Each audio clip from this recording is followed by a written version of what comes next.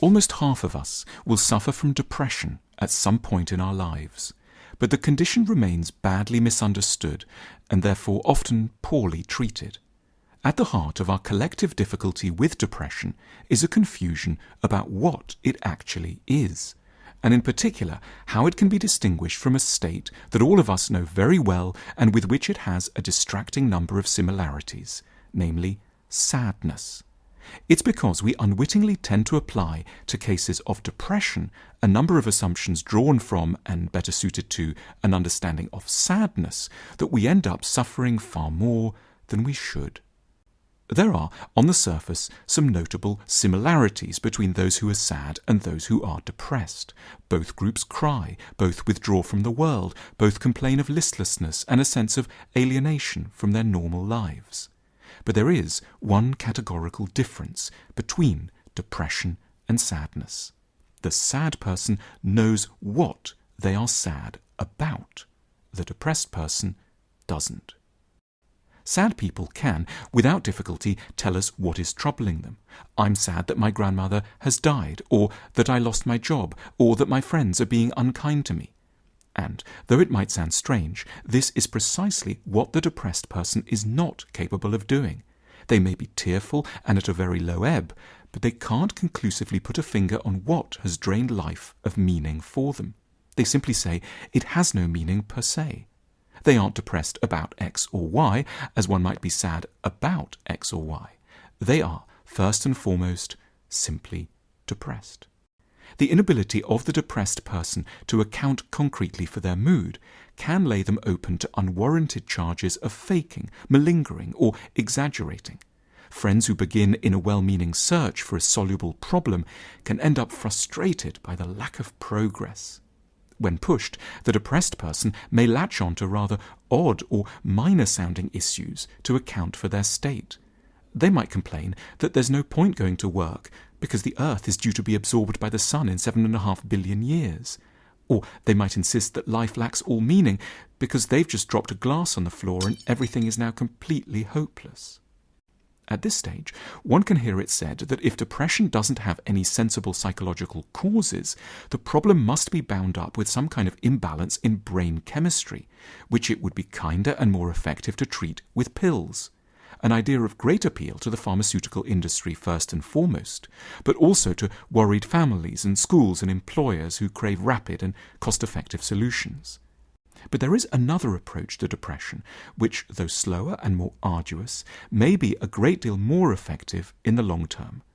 This stems from insights drawn from psychotherapy, the discipline that has, arguably, been able to understand depression better than any other. The basic premise of psychotherapy is that the depressed person isn't depressed, as they suggest, for no reason. There is a reason. They are very distressed about something, but that something is proving extremely difficult to take on board, and has therefore been pushed into the outer zones of consciousness, from where it wreaks havoc on the whole person, prompting boundless feelings of nihilism. For depressives, realizing what they are concretely upset about would be too devastating. So they unconsciously choose to remain dead to everything, as opposed to very distraught about something. Depression is sadness that has forgotten its true causes.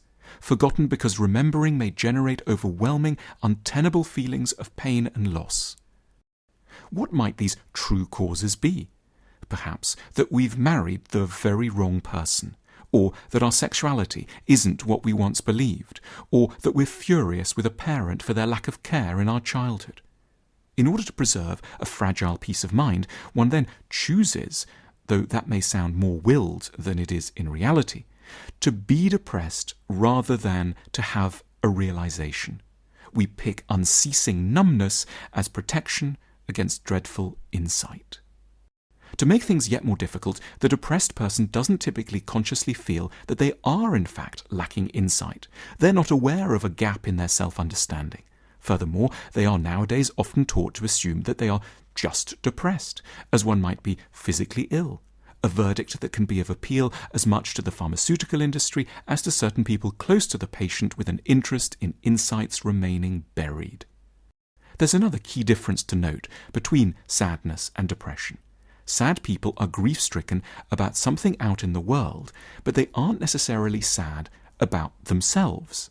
Their self-esteem is unaffected by their grief, whereas depressed people will characteristically feel wretched about themselves and be full of self-recrimination, guilt, shame, and self-loathing paranoia that may at tragic extremes culminate in suicidal thoughts. For psychotherapy, the origins of these violent moods of self-hatred lie in anger due for, but unable to be directed towards, someone else in the world, that has then turned against the sufferer. Wrathful feelings that should have gone outwards towards a partner who's relentlessly defensive or denies one's sex, or a parent who humiliated one in childhood. These feelings are instead driven back onto the sufferer and starts to attack them. The feeling, X has horribly let me down, turns into a very unpleasant but in some ways more bearable, I'm an unworthy and unbearable wretch.